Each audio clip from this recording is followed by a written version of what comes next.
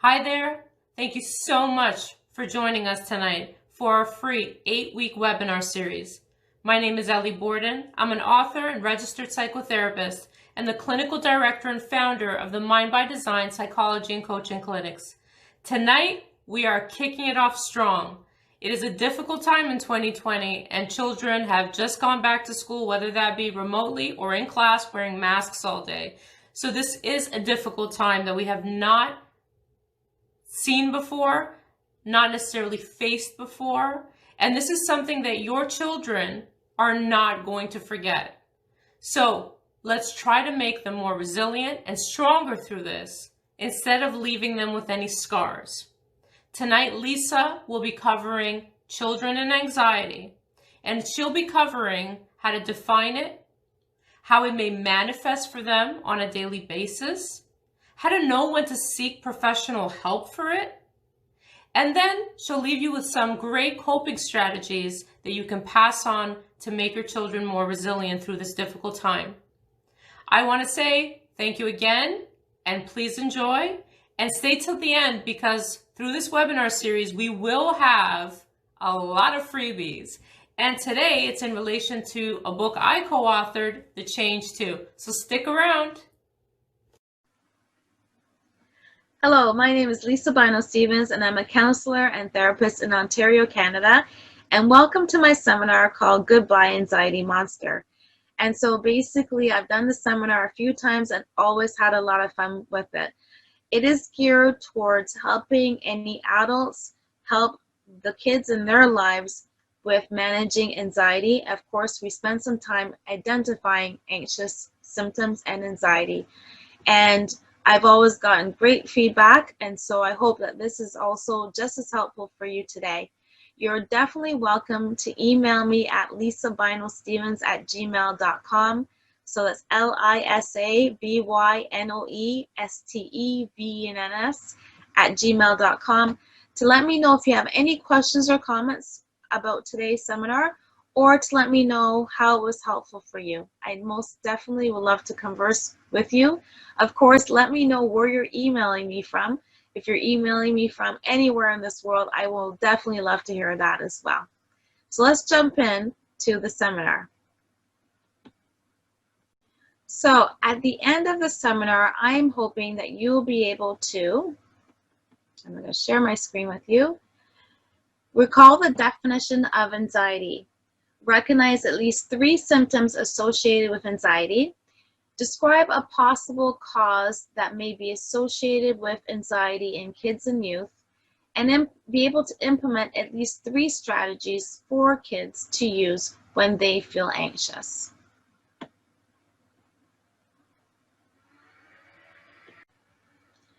Now, first of all, how would you describe or be able to see that kids or youth are feeling anxious? I'm going to start by showing you this quick video. It's called Fight, Flight, or Freeze, and it has to do with identifying anxiety symptoms. It's a great video, especially if you want to help a child understand what anxiety is. So here we go. You know that scared or nervous feeling you get when you have to do something you're not sure you can do? Or go somewhere you've never been before? That feeling is called anxiety. And it can feel a bit different for each person, but it usually doesn't feel very nice. Maybe your palms get sweaty, or your body tenses up, or maybe you get a tummy ache. Maybe you've heard of anxiety, or maybe you haven't, but you've definitely felt it before. Because everyone feels it sometimes. It's normal. You want to know something really weird about anxiety? It's actually trying to help you. It's true. All those uncomfortable feelings, those happen because your brain thinks you're in danger and it wants to protect you. When our muscles tense up and we sweat, it gets us ready to do a lot of exercise, which is helpful if you need to jump out of the way of a runaway train or wrestle a wolverine. Sometimes our minds go blank and we feel like we can't move or talk. That would be great if we needed to hide. Instead, we just feel stuck. When your brain does this, it's called fight, flight, or freeze. The problem is, sometimes your brain gets confused and it can't tell the difference between a charging moose and, say, going to a new school. Both things can be scary and cause anxiety. But there aren't any dangerous wild animals at a new school. Hopefully. Understanding where anxiety comes from is the first step in learning to deal with it. So the next time you're in one of those tough situations and you start to feel those feelings, like butterflies in your stomach or sweaty palms, or it gets hard to talk or move, remember, there's nothing wrong with your body. You're just having normal feelings of anxiety, and they're actually trying to help, even if they're not very good at it sometimes.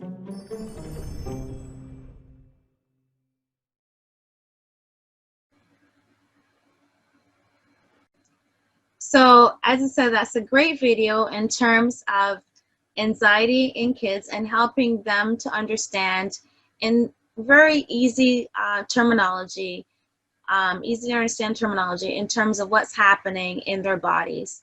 So I'm going to read for you the formal definition of anxiety. Anxiety is an emotion. It's characterized by feelings of tension, worried thoughts, and physical changes like increased blood pressure.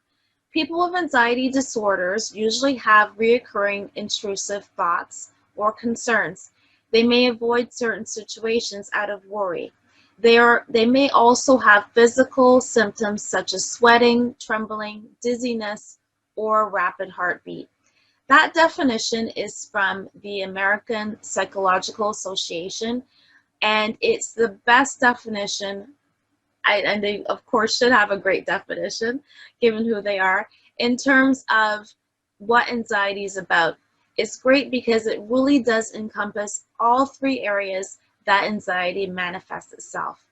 First of all, anxiety is a feeling. It is emotion. It's part of any feelings chart that I've used in any session. Anxiousness is a famous emotion that a lot of people can identify with. The second part of it has to do with the fact that these feelings are associated with tangible feelings that we feel in our bodies. Feelings of tension. Back of your neck might be tensing. Maybe you have a slight headache. And also physical reactions in our bodies or things that we would do. There's some sort of response when it comes to anxiousness. There's physical changes such as increased blood pressure. You might have sweaty palms. You might be trembling. There's also the physical response or actual response such as avoiding situations or people. So sometimes, in fact, a lot of times anxiety rather will have some kind of response, whether it's in our body or us responding in some sort of way. The last part of anxiety has to do with our thoughts. What are we thinking? And usually these thoughts are worrisome thoughts and what we call intrusive, meaning that it's like they come in like a runaway train and they really interrupt a lot of other things that we're trying to do and accomplish through the day. So anxiety has three parts. There's emotions, there's response, and then there's thoughts for sure. And all three of those are very famous in terms of what I've heard clients talk about in terms of in session. Now I'm going to show you what I call the famous three. And this is the famous three that shows us how anxiety shows up in children and youth.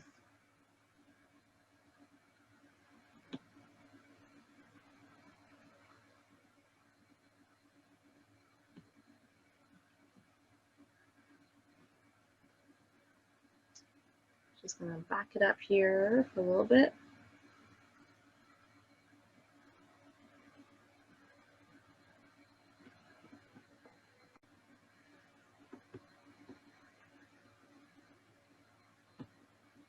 Okay, so anxiety can show up in a child or youth in what we call the famous three.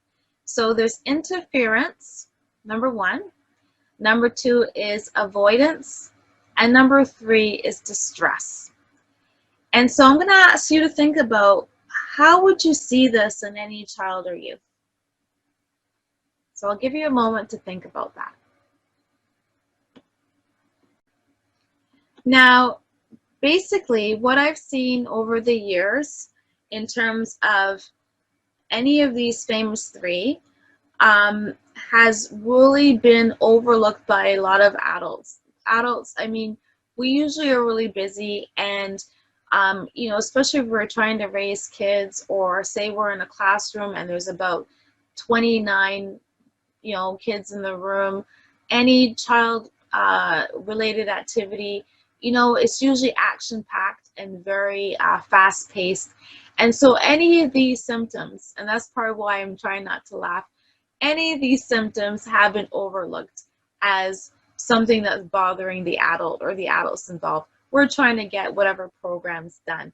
We're trying to get the kids to bed. We're trying to get, you know, the kids to you know, have a good time at a birthday party, whatever it might be. So these three have been glossed over in terms of history by adults, in all honesty, for sure. I know I've done it myself in previous, you know, kid-related positions that I've had. And so, you know, so keep that in mind. Give yourself some forgiveness, as I've had when I think about past, you know, situations where I probably glossed this over and not even realize that maybe one child in particular was feeling anxious. It's much easier to recognize anxiety when I'm working one-on-one with a child in the counseling session as opposed to having a massive group. So, you know, I'm just being real. Let's just put that out there, that we probably missed this as adults, or any of these as adults for sure. And so the first one is interference. And so adults are usually trying to manage the kid's behavior because the kid really, or youth, is usually bothering either, whether it's us or they're bothering another child or youth for sure. And so, you know, so that's the major thing. Sometimes the kid's hitting us. Sometimes the kid's hitting other kids in the room. Sometimes they are, you know, literally interrupting us from getting daily tasks done, or interrupting other kids from getting daily tasks done. And so this might be the youth at the back of the room during, you know, a math test, or during the lab, you know, project, and they are, you know, interrupting the other youth in the room from being able to focus and pay attention. And so, you know, we might say, okay, this kid is really, you know, creating a situation, they're being bothersome. But what they're really doing is exhibiting anxiety through interference. And so another way that actually I've seen a lot of kids and youth do this is that, especially youth, is to send their friends ahead of time into a situation to kind of check it out. Whether it's, you know, sending the kids into a new homeroom, or having, you know, their friends go ahead and check out, for instance, you know, the aquarium or whatever event they're going to, just to see if it's okay, to see who's there, to see what it looks like, to see how to get out quickly. Those are things I've heard a lot of youth say, probably more so than I've seen younger kids, you know, do for sure. And so, you know, because they are youth, they do employ their friends to kind of help them as much as possible. So that's a slight difference that I see when it comes to interference. A younger child might scream, or they might yell, or they might hit, but an older child might be a little bit more calm and get their friends involved in the situation. Either way, it's interference in terms of interfering in what other people are doing to help them, or to at least get attention to that, or to them, in order to help them with the anxiety that they're feeling at the time. Another way would be what we call avoidance. And this also is one that will look slightly different between children and also youth. Usually this means that you might see one or two things, or maybe both: a lack of friends, or backing out of social situations, or just backing out of any situation that's anxiety provoking. So in the case of a kid, for instance, that doesn't, for instance, want to play hockey, or maybe they had a bad situation at hockey last week, they're all of a sudden saying, you know what, I don't want to play hockey anymore. Or a kid that says, you know what, I don't feel good today. I really, I think I have a stomach ache. That's famous avoidance right there. Another one that you probably may see actually more so with older kids or youth would be a lack of friends. And we recognize from a child developmental perspective that the way kids play when they're younger, they're not necessarily at a certain stage, they're not necessarily involving other kids. It could be more parallel play. And so that's where you have to kind of be careful. And so as kids get older, their peer group is very important to them. And so if you find a kid all of a sudden that doesn't have any friends, or their friend group kind of really has dwindled, then that might be a sign that they have some anxiety happening for sure. And then there's distress. That's the third famous one. So kids that are usually completely falling apart. And you know what? One thing that one indicator of this is that they're doing this so-called falling apart, this distress symptom, when they are in a safe zone. So, and that's the actual positive thing about it. So it'd be common to hear parents say, you know what, the teacher said this kid doesn't do this at all in school, but when they get home, they completely fall apart. They're screaming, they're yelling, they're crying a lot more. So that meant that they held on to their anxiety all day until they got home, until they felt safe enough to let it go and to be able to exhibit what they were feeling. All the tension, all the stress just came out all at once. Another sign of distress will be sadness, a general state of sadness, especially if it's associated with a trauma memory. And so if they had any trauma, maybe it's a motor vehicle accident, maybe it's sexual abuse, maybe it's perceived trauma, maybe they had to move, or a famous one, they were bullied, then you'll see a generalized kind of sadness, a real sense of apathy, a sad affect. Those, especially in the youth, you will see, if you see that, then it may be a sign that distress is happening, and what the youth or the child is actually saying is, you know what, I'm feeling anxious. And so those are the three indicators: interference, avoidance, and distress, and in terms of anxiety in kids and youth.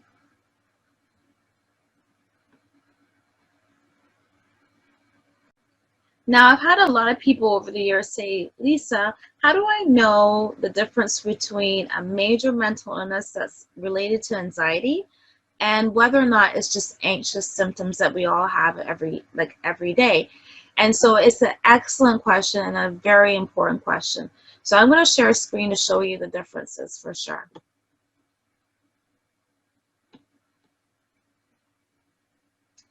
And so basically, when it comes to anxiety being a form of mental illness, there needs to be a full diagnosis, which involves an assessment by a medical doctor, a psychiatrist is a doctor, or a psychologist. So definitely an assessment is needed by those medical professionals.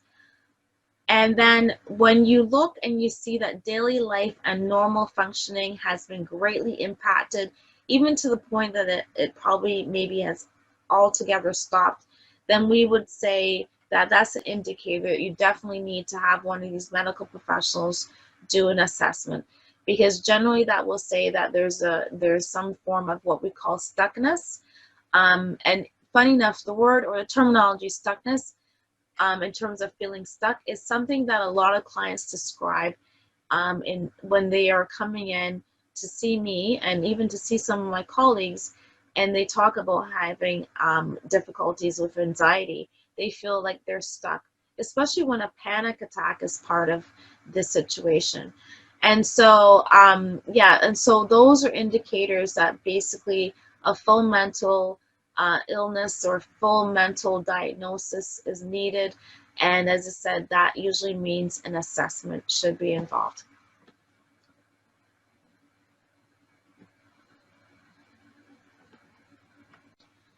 I'm going to show you this awesome picture that I found online, and it's by a child that has anxiety, or at least was exhibiting anxiety when this picture was drawn. I've done some art therapy. I'm not an art therapist, but I usually involve it when I am working with kids and youth. I have some training in play therapy, and art therapy is a huge part of my training. And so this picture shows how a child would show anxiety even in art, and it's a great picture. So I'm going to share that with you so you can see what it looks like. So there it is. And you know what? As I said, it's a great picture. It just totally shows even what adults describe to me. Yeah, you can feel like you're on top of the world, and all of a sudden, especially when it comes to a panic attack, it hits you out of the blue, these anxious thoughts, this anxious feeling, and then it's a quick decline into the world of anxiety. And you see the little person upside down in the middle there? Yeah, they do feel upside down. And then the mind starts, so you see little thought bubbles kind of popping in there very quickly. And notice how the thought bubbles are all the same, because it's the same intrusive thoughts over and over and over and over again. And it is hard work. It really is, especially when a full-blown, for instance, panic attack is happening and you're trying to get yourself out of this pit. For those of you who are wondering what a panic attack is a form of saying that anxiety is actual present in a person. A lot of people have described to me that a panic attack completely hit them from out of the blue. Their chest is thumping, their mind is racing, they felt sick. They literally have described feeling like they had a heart attack. And a lot of people have said they don't have a clue why this panic attack had happened. But then when we've worked really hard together in therapy sessions, we realize that it is anxiety based. So a lot of people, if they find if they really don't identify what's happening, over time they do develop panic attacks. And so it's important, especially if you have any symptoms of panic attacks, to take care of it before, basically take care of the anxiety before, you really get to that stage. We try to get anxiety to really, or at least for people to help themselves at the stage, at the beginning of when you feel anxious. And because if you have a full-blown panic attack, it's really hard to even stop it. What you're usually doing at that stage is literally managing the panic attack. And so, yeah, so that gives a good pictorial image in terms of what's happening in anxiety, including in a panic attack for sure. Now, of course, we have to identify or at least talk about what even causes anxiety, what causes or what creates anxious symptoms.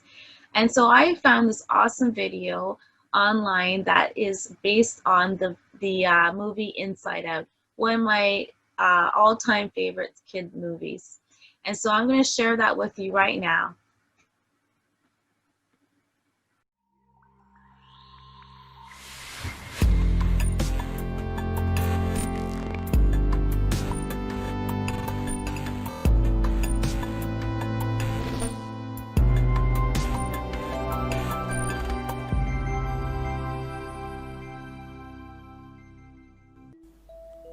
Anxiety and depression is something that causes pain for people all over the world.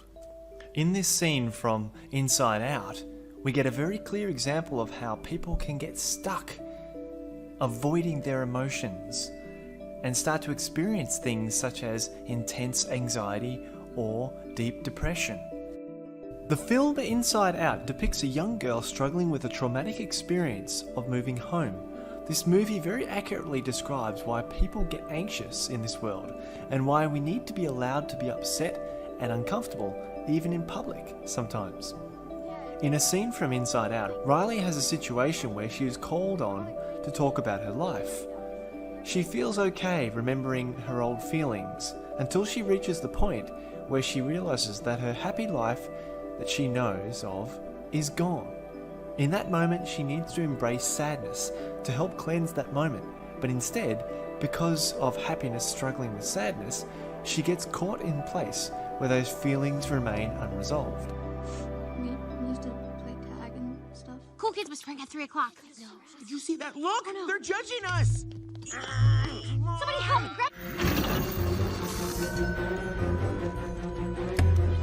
Joy, no! That's a core memory! Stop it! Let it go! It is never nice to have to cry in public, but sometimes when we experience a traumatic event, we need to get upset, scream, cry, or whatever to reach closure on that situation. As a result of not getting closure, Riley becomes jaded and scared to talk to anyone, in fear of having to experience the uncomfortable feeling of being emotional and upset in public again. Therefore, many people who suffer from anxiety, and particularly social anxiety, find themselves in this kind of trap, trying to avoid those feelings again and again, and so they get anxious.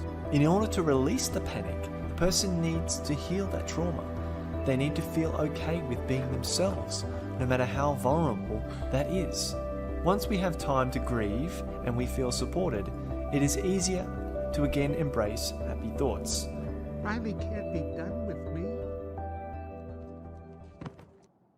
Hey, who's ticklish, huh? Here comes the tickle monster!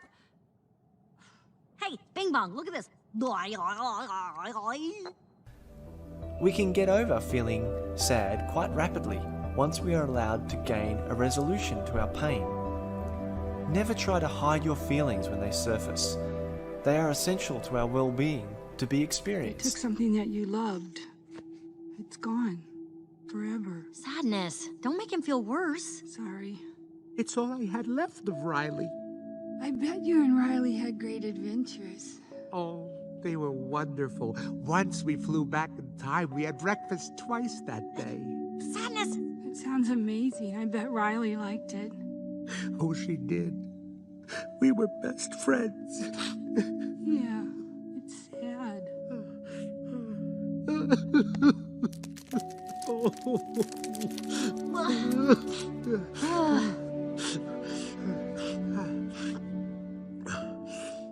I'm okay now.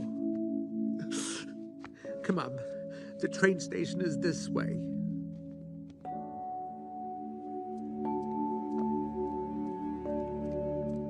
How did you do that? I don't know. Wait, you gotta fix this. Get up there. Sadness. It's up to you. Me? Sadness? I can't, Joy. Yes, you can. Riley needs you. Joy finally recognizes that sadness cannot be avoided. Sadness is an essential part of the healing process. Once Joy realizes this, she allows sadness to affect the core memories so that finally Riley can let out her emotions, and in doing so, start to rebuild who she is and how she feels about things. If we try to be happy all the time and not allow ourselves to get upset ever, then it keeps us trapped. So this is definitely something that we need to do. This flow of emotions will keep us balanced and stop us getting stuck in anxiety or major depression.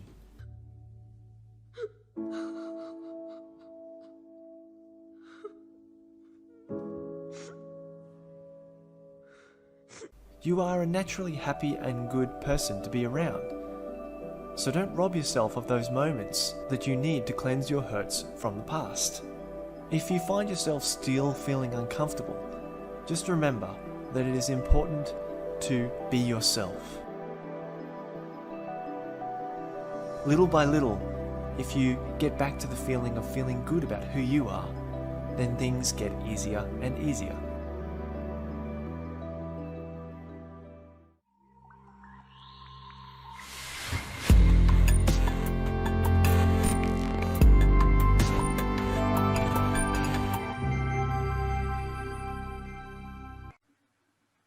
Well, I hope you enjoyed that video.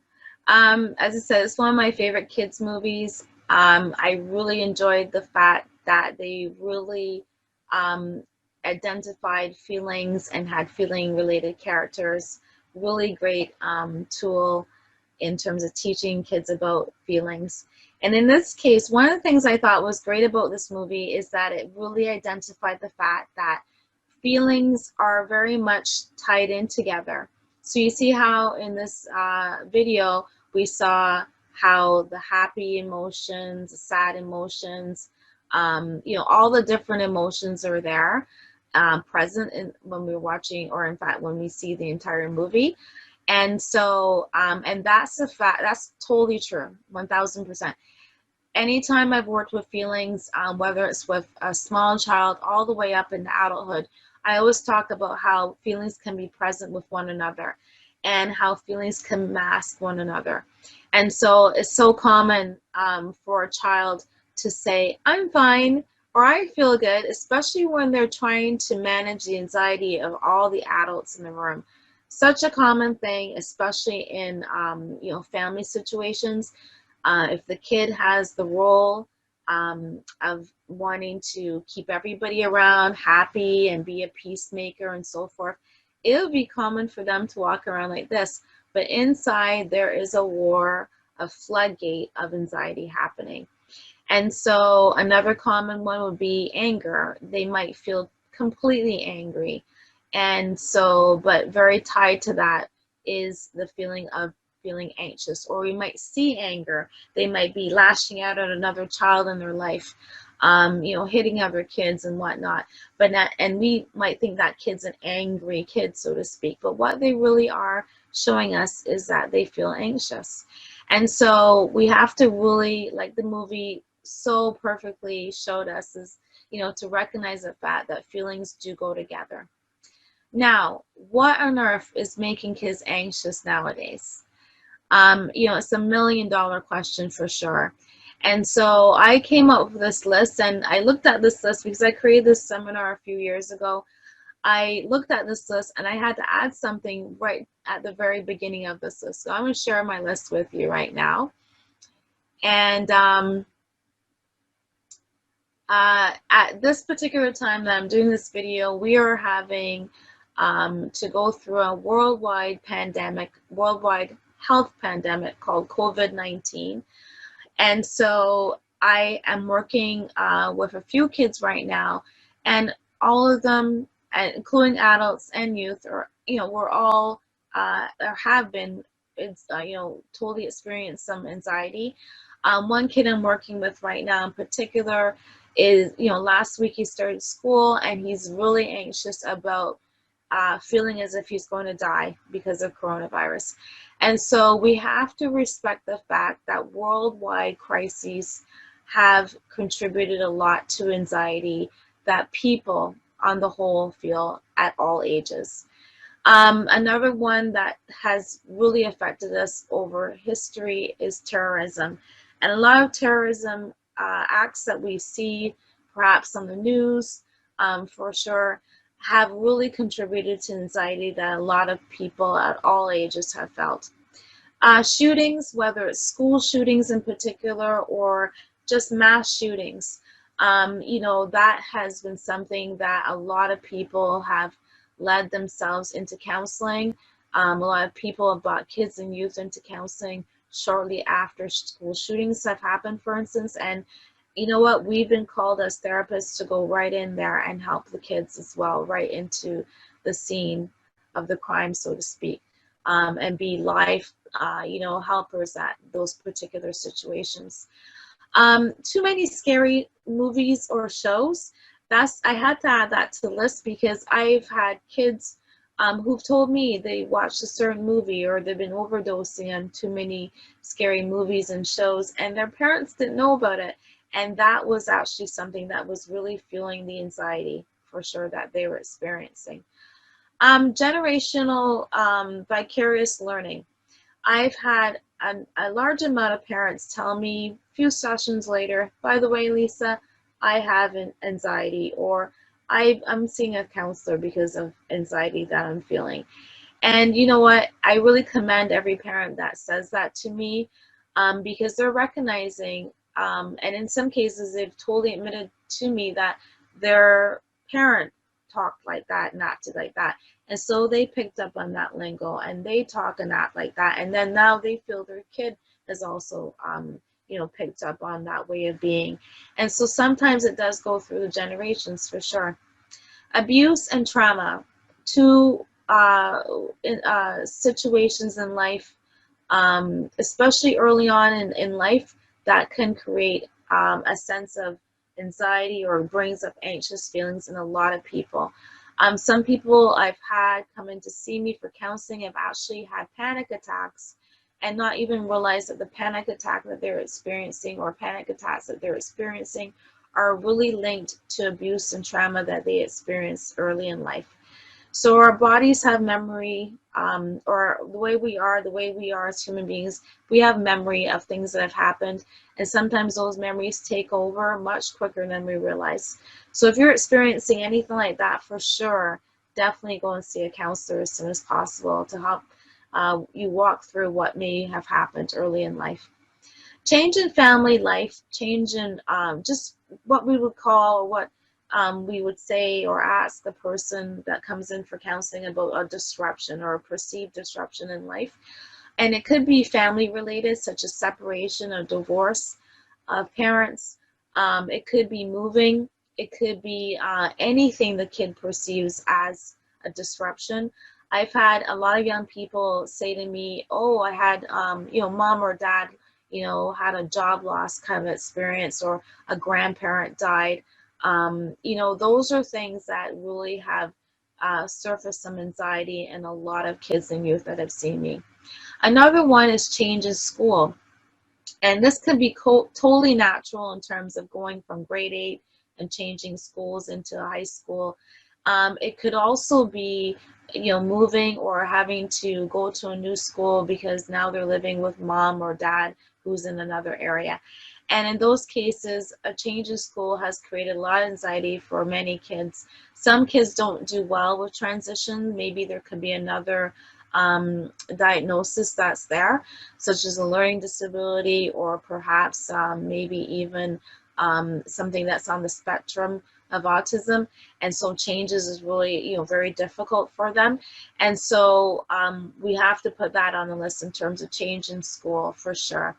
Bullying is a famous one that I've seen in my office for sure in terms of anxiety.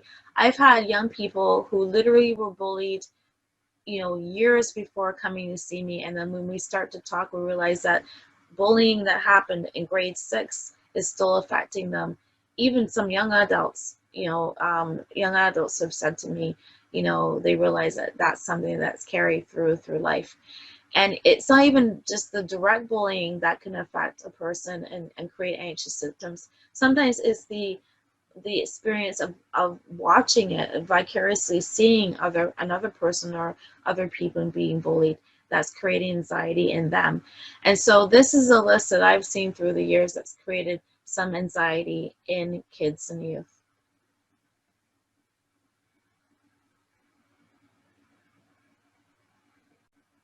So now that we've gone through the definition of anxiety, what it looks like in kids and youth, and I've even shared some videos that you can share with youth to help them to understand and recognize, we definitely have to talk about some tips. I'm totally one of those therapists that's very, very practical, and so I'm going to give you some tangible tips that you can use with kids and youth, and also teach them to help them manage anxiety that they may be feeling. Of course, as I kind of indicated early on, the important thing about this is that we really have to make sure that we get these tips and these these strategies implemented early on. As soon as someone feels anxious, these must be implemented right away. So it's almost like we have to have a toolkit. I'm not going to show you my purse, but kind of like have a purse or a toolkit or a little briefcase ready, and just ready to go in terms of implementing strategies ASAP. So I'm going to give you a few to take with you, maybe just 5, so you can have an idea, and then you can creatively think of another 5, or research some other ones. But these ones are what I call ones that are pretty easy to kind of implement and to have ready. Okay.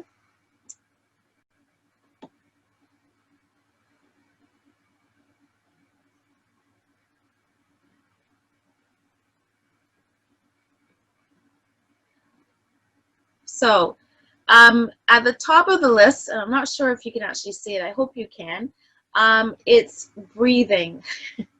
And you know what? It's actually, as I mentioned earlier when I talked a little bit about panic attacks affect breathing big time. Breathing gets really shallow and quick. To the point, as I mentioned earlier, the person actually feels like they're having a heart attack. And so a lot of times when people are anxious, they say right away that their breathing has been affected in some sort of negative way.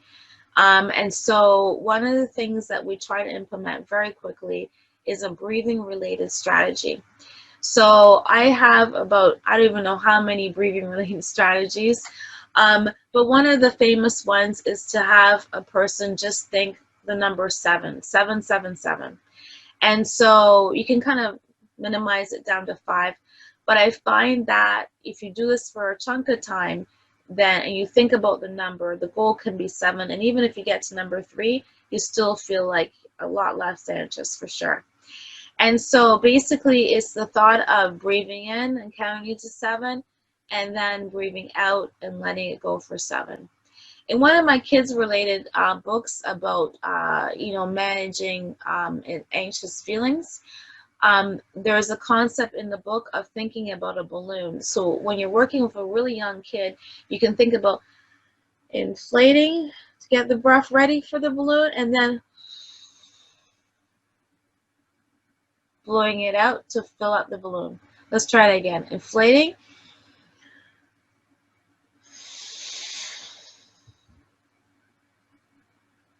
So I did that twice and I feel relaxed already. So breathing is a hugely effective strategy. I tell people of all ages that breathing can be done anywhere. Right before an exam, for instance, a youth can do deep breathing. A young child, at age of 6 can do breathing on the way to school, in the car. Breathing can be done, when you are at the doctor's office and you're waiting for the doctor to come in, you can practice deep breathing then. So breathing deep, the concept of deep breathing can be done anywhere. And so it's a definite must-have in a toolkit of how to manage anxiety. And that's one, or another one is called progressive relaxation, muscle relaxation. So progressive muscle relaxation has been around for, I feel like, 1,000 years. It's a great one, it really is. And nowadays we have so many progressive relaxation or muscle relaxation videos on YouTube. I remember when I first learned it, I won't say how long ago, but it literally was taught to me that it had to be 50 minutes. And nowadays we have them on YouTube, and I think there's even apps now for sure they can put on your phone and have them ready on your phone. But they can be really short, as long as 8 minutes. So even as adults, or maybe youth that they're at work, kind of thing, and they can only have a few minutes for break. These exercises for progressive muscle relaxation can be implemented right away. And so it's a really good tool to have ready for sure. And so progressive muscle relaxation is exactly what it sounds like in terms of the actual name. You're progressively tensing and relaxing all the muscles in your body. You a lot of times you can start from the top of your head and you can go right down to to your foot, or in some cases I've done ones where they start with your foot and they go right up to your head. And so you can do it yourself, or you can get someone to coach you to do it. So those of you who are parents or guardians, you can actually do this as part of your daily routine with a kid or youth. And we also, as I said, we have ones on YouTube where you have someone coaching you through the progressively tensing and relaxing of muscles in your body. The ones on YouTube I think are fabulous because they also bring in the concept of visualization. So visualization is actually creating a picture that's usually very relaxing. So that's awesome. And then occasionally they'll have some meditation, which is the repeating of words in there too. And so the one disclaimer I would use one possible caution is that if you have a kid or youth that you're with and you know they have some issue with feeling claustrophobic or they have an issue with the dark, you might want to avoid any progressive relaxation voiceover that kind of says, well, you know, you're being wrapped up or you're being covered and you're in darkness, so to speak, because that might actually bring up some other issues or make the symptoms even worse. So, you know, try to always listen to the exercise, especially if it's on YouTube before, for sure. But generally speaking, a lot of people find this very helpful in terms of feeling relaxed. One of the awesome things about tensing and relaxing of your muscles is the fact that you will very quickly figure out where in your body you feel tense. When I'm working with kids and youth, I work a lot, and adults too, actually. I work a lot in terms of feeling identification in your body.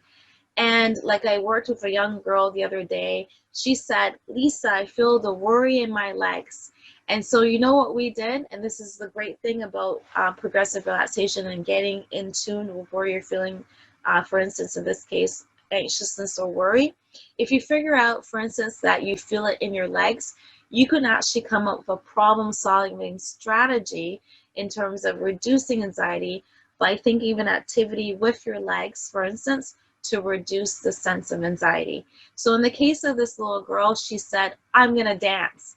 And so I said, okay, the next time you feel anxious, you know what you do? Get up and dance. And so she thought that was fabulous. And I thought it was too.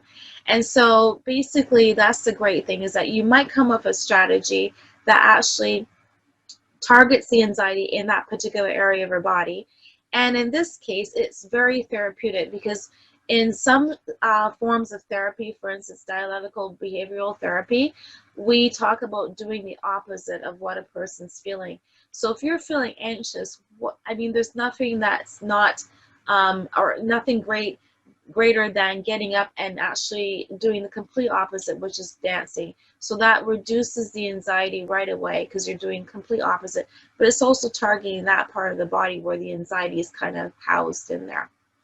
I'm going to show you, before I forget, my famous squishy balls. And so I think I need to take out shares in these squishy balls. I've had a million of these walk out in my office over the years. But again, if you have tension that you feel a lot of in your hands, then to get a squishy ball, even at the dollar store, I've bought them even at the Science Center. I've bought ones that have a very tactile kind of, you know, like this one has ridges on it. And the ones with little soft spikes. And so a lot of people really like them. They're very calming. They help, as I said just now, to really target anxiety that you're feeling in your hands, for instance. But a lot of people right away like to get the tension out in their hands. And so squishy balls, for sure, or squishy, in this case, animals or characters, are really helpful. One other famous one is to help a person, a kid or youth, identify the magnitude of what they're feeling. So 5 fingers, for instance, could be fabulous, and this could be horrible. I feel terrible. And so you can say to a kid, how are you feeling today? And if they say this in terms of anxiety on the scale, you know, okay, oh my goodness. So you give them feedback. Wow, you're feeling really anxious. How can we make you feel a little bit better up to 2, you know, over the next hour? And then you can begin to problem solve or pull on an existing strategy that's worked in the past to get from the 1 up to a 2, right? Another one on this list that I find is very fabulous is visualizing a happy place with morning relaxing music. And there's a YouTube link specifically for this.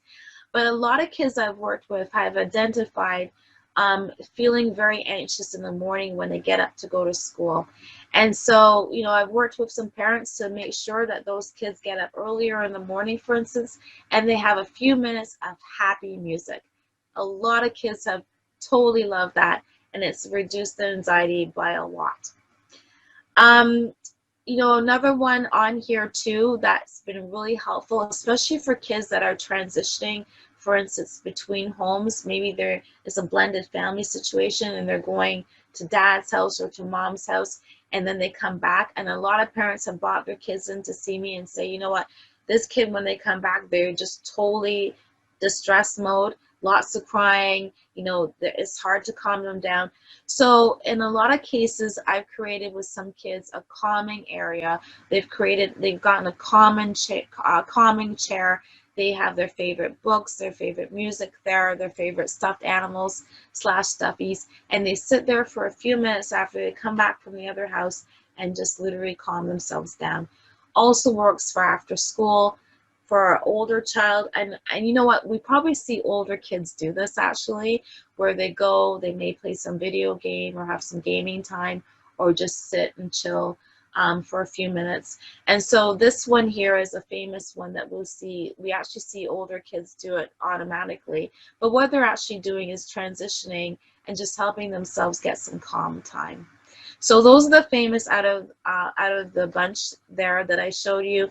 I wish I had time to go over all of them with you, but those ones are definitely ones that a lot of kids have found helpful with me and have shared with me or created with me.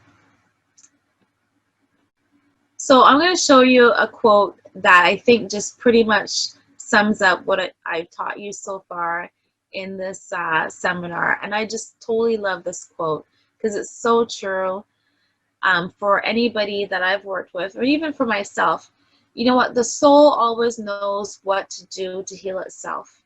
And I think a lot of times, especially when we're anxious, we really, some self-doubt creeps in.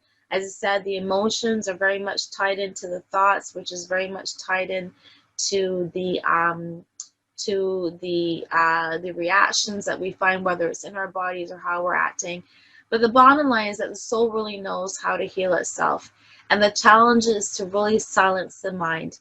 And so all those strategies I just showed you really work hard to silence the mind, to get us to a place that would be able to implement the strategies, to remember the strategies right away. And so that's I just love this quote. I think it just totally just says what we need to do at those really hard moments. So you're probably wondering what we do as professionals therapeutically to help kids and youth in terms of overcoming anxiety or anxious feelings. Yes, we do help in terms of implementing or helping children and youth figure out strategies that they can implement right away, or even, as I said, the parents and guardians around them. But another thing we do, or another set of strategies, are really related to exposing the child or youth gradually to the thing that makes them feel anxious. It's called systematic desensitization. Some people have called it exposure therapy, or exposure response therapy. That's another terminology that I've heard. And so basically what we do is obviously identify what is actually making the person feel anxious, but then we go through a series of events that it's almost like doing like a cartoon strip, so to speak. And we basically say, okay, this is the first thing, this is the second thing, this is the next level. It's almost like going up to levels where we gradually work up to actually exposing the individual to the exact thing that makes them feel anxious. So we start off with a piece of that, and then we gradually work up to exposing the individual to the full situation. So I'll give you an example. Say, well, I don't like snakes, for instance. And so to help me get over the anxiousness I feel when I see a snake, I would first of all say, okay, I'm going to talk about snakes. The next part would be for me to look at a picture of a snake on the internet. The next part will be to look at a video of a snake that's live, like a live video on the internet. Then the next thing would be for me to actually maybe go to the zoo and look at a snake behind, in the cage or glass. I hope it's in the glass, and actually experience the snake that way.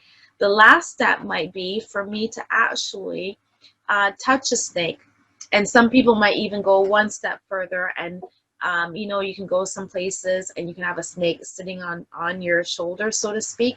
So that will give you an example of how it's a progressive a series of events where we're working towards helping the person actually replicate the actual scenario that they're afraid of. So that's been very successful in helping people. I know I've used it with some clients and they've totally found it very helpful in terms of overcoming the situations that they feel very anxious in. And so cognitive behavioral therapy and dialectical behavioral therapy are two types of therapies that I've used to help people overcome anxiousness. They work with the thoughts. Cognitive behavioral therapy works very closely with the thoughts, the feelings, and the responses that we have. And there's a series of exercises that I've used to kind of help people piece out all of that information that is usually flooding them. The emotions are usually flooding them, and it's really hard to kind of even think sometimes or recognize what they're thinking. But doing cognitive behavioral therapy helps to piece out all those those emotions from the thoughts, and then also seeing how they're responding and being able to overcome what we call cognitive distortions. Dialectical behavioral therapy has a whole bunch of different types of strategies, and it's been really helpful in terms of helping people come up with strategies to be able to do tangibly every day. So those are two types of therapies that I've used that has helped a lot of people overcome anxiety for sure. So we're at the end of our seminar, and I just want to say thank you for joining me and for one of my favorite seminars that I love to do. And I just, for sure, just want to reiterate the fact that you're welcome to email me at lisabynoe-stevens@gmail.com to give me feedback or to ask me further questions or to give me comments about anything that you've learned today, especially if you've used any of these strategies with any kids or youth and they were helpful. I definitely would love to hear that. And so I'm also on Facebook and also on LinkedIn, so you're welcome to message me on there and keep in contact. But I just want to wish you all the best in helping any kids and youth in your life. I'm rooting for you guys that you will be able to overcome the anxiety monster. Take care and all the best. Thank you everyone for sticking around. I promised you something. So the Change 2, I want to tell you a little bit about it. I co-authored this with Jim Britt and Jim Lutz and some other wonderful co-authors, but I want to just touch base very quickly. Jim Britt was one of Tony Robbins' first mentor, worked with Jim Rohn, has authored more than 20-something books, and just such a powerhouse and a pleasure to work with. And Jim Lutz, they both brought this series together. And Jim Lutz is one of the absolute leaders in hypnotherapy in the San Francisco and California area, and also an international author as well. And what people say about the Change 2 is they don't just read it once, they read it over and over again, because it has insights into self-empowerment that keep giving. There's always something else that comes up that is going to be just powerful for you, or another aha moment, or something that is just going to get you moving and motivated to do something bigger. And to think differently, to think more positively, and to think how some other people that you may think, got to a very high place in life, what did they overcome? And how did they do it? Because we can learn from those who have done it before us, and that's for sure. So all you need to do is subscribe for our newsletter. Subscribe for the Mind by Design newsletter, and you'll get an ebook emailed right to you. And if you have any questions about it, feel free to directly email us at info@mindbydesign.ca, and those emails and questions will be forwarded off to me, and I will answer them personally. And I look forward to your feedback, and I look forward to see how this book changed you and changed your life or those around you in a positive and inspiring way. And maybe we'll share your stories. That would be awesome. Thank you again, and we will see you next week. 'cause you're a believer.